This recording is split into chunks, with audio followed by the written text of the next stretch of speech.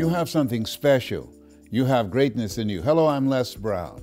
We're celebrating Black History Month, and I think it's a time that we have to refresh, review, and restate why we celebrate this. Number one, because we have been absent and still to this day from American history. There's so much more that we have contributed, and it's not about what things that we have first done with one particular individual or a group of individuals, but it's about people whose humanity was not recognized and the incredible odds that we had to overcome for the contributions that we made. Frederick Douglass once said that we might not get everything that we fight for, but everything we get will be a fight. So really, Black history is about recognizing our greatness. And as much as history is being read, it's also being written by Black people to this day against some incredible odds. When you think about when I was a kid, and I'm 75 now, I remember going on Miami Beach with my mother, and she worked for wealthy families. And I remember the signs that said, Jews, dogs, and coloreds not allowed. There, in fact, were places on Miami Beach where dogs can go and Black people could not go. I remember as a kid, if a white person was walking on the sidewalk coming toward you, you had to step off the sidewalk and allow them to come by. I remember when I got on a bus with my mother, we paid fare just like everybody else, and if there were seats up front, I remember the yellow line, and Mama said, Leslie, yes, sir, yes, ma'am, Mama, keep moving. Mama, there's seats right here. Leslie, keep moving.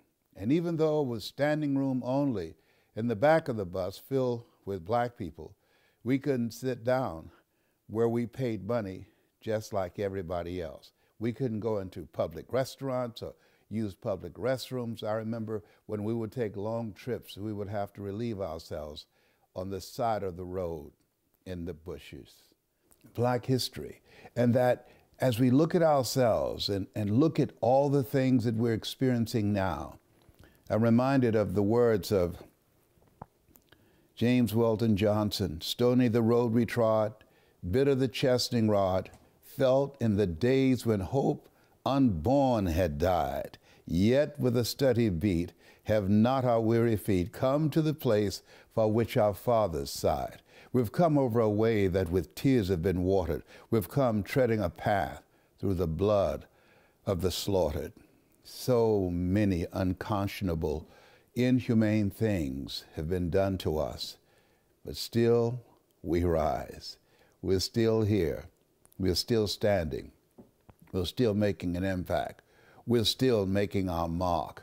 And so as we reflect during this time, I think it's incumbent upon all of us to ask the question, what will my life be like if those who made the sacrifice, those who gave up their lives, those who had dogs sicked on them and went to jail, what would our lives be like if we didn't have Black men and women who had the courage to fight for a future that they would not experience?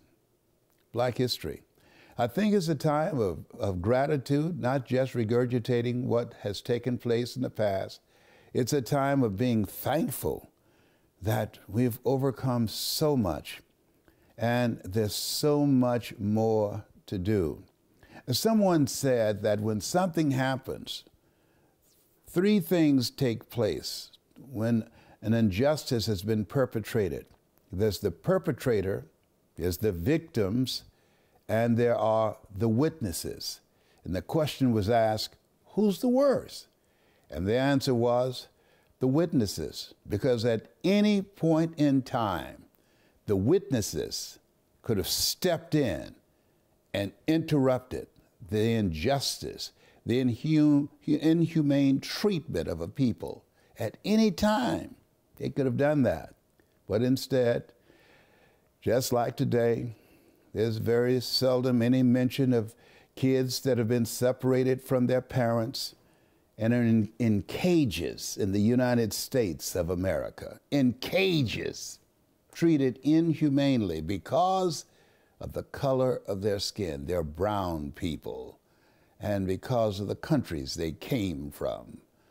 And as we think about ourselves, I think we have to ask ourselves, what are we going to do with the time that we have left? What sacrifice are we willing to make?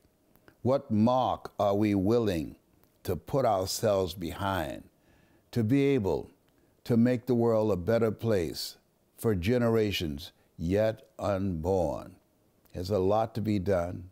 We've accomplished a great deal. However, there's a great deal more that must be achieved.